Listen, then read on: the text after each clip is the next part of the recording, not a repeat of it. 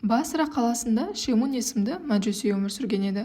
Ол қарапайым, ешкімге зиян келтірмейтін, мұсылмандармен жақсы қарым-қатынаста болған жан еді. Шемун адал, шыншыл, уәдесінде тұратын және жомарт адам болатын. Көршісі ұлы тұлға Хасан Басри хазіретін ерекше құрметтейтін, оны алыстан көрсе де орнынан тұрып жол беретін. Хасан Басри хазіреті Шемунның мұсылман болғанын қатты армандайтын. Оның және басқа да адасқандардың тура жолға түсуі үшін кейде түндері ұйқысыз өтіп Алладан дұға тілейтін. Рахман және Рахим Алла оның дұғаларын қабыл алып, Шемунға иман шақыру мүмкіндігін берді. Бұл қалай болды дейсіз бе? Оқиғаны баяндайын.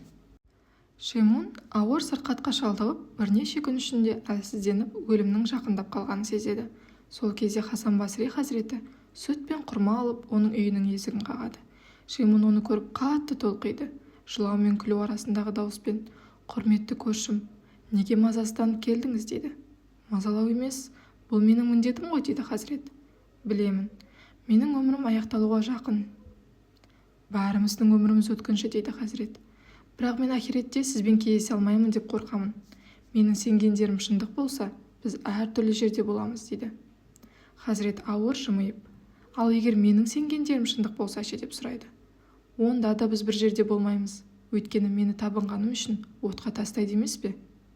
«Шемун, от өздігінен ештеңе жасай алмайды. Ол жаратушының әмірінсіз біреуге зиянын да тигізе алмайды», дейді хазірет. Шемун таңғалып: «Мұсылмандар осындай сөздерді көп айтады. Бірақ оттың күйдірмейтінін кім көрген?» дейді.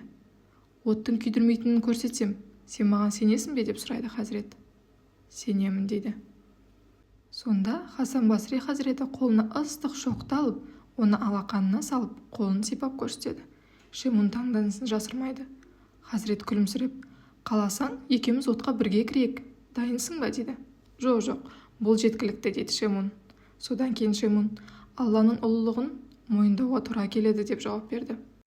«Олай болса жүр, иман келтір, бір мәрте кәлима айтып, мәңгілік бақытқа жет», дейді.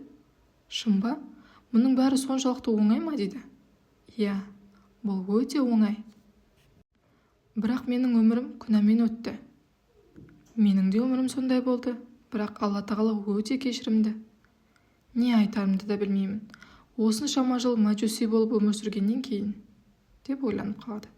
«Адамдар не дейді деп ойлама, тек жүрегіңнің үнін тыңда», дейді хазірет. «Жүрегім сенің жаныңда, бірақ менің уайымдарым бар». «Қандай уайымдар?» «Шынымды айтсам, Раббым мені қабылдай ма?» «Қабылдайды». «Маған құлым дейді ме?» «Дейді». «Сенімдісің бе?» «Сенімдімін». «Онда кепіл бола аласың ба?» «Боламын». «Уәдеңді жазып бере аласың ба?» «Жазайын». «Мөріңді де қоясың ба?» «Қоямын». «Жақсы. Онда маған не істеу керектігін айт». Шемун ұлдары мен туыстарын шақырып, олардың алдында кәлима айтып, мұсылман болады. Сол күні-ақ ол дүниеден өтеді. Оның денесін жазған қағазымен бірге жерлейді. Хасан Басри хазіреті қуаныш пен таңданыс үстінде еді. Бірақ үйіне оралған соң, ол жасаған амалының дұрыс-бұрыстығын ойлап, үлкен өкінішке беріледі. «Мен кіммін? Қалайша кепілдік беремін? Мен өзімді де құтқара алмауым мүмкін. О Аллам, мен не істедім?» деп жалбарынады. Түні бойы Алладан кешірім сұрап, көп дұға етеді. Ұйықтап кеткенде түсінде Шемунды көреді. Шемун нұрланып, бақытты кейіпте, басында жұмақтың асыл тастарымен безендірілген тәжі бар. «Алла қандай ұлы, оның мейірімі мен сияқты күнәһарға да жетті», дейді. «Ал келісім қағазы ше?» деп сұрайды хазірет. «Алла оған қараған да жоқ. Қаласаңыз, оны қайтарып берейін», дейді Шемун. «Иә, қайтаршы өтінемін», дейді. «Міне алыңыз», деп қағазды береді. Хасан Басри хазіреті оянып кеткенде қолында сол қағазды көреді.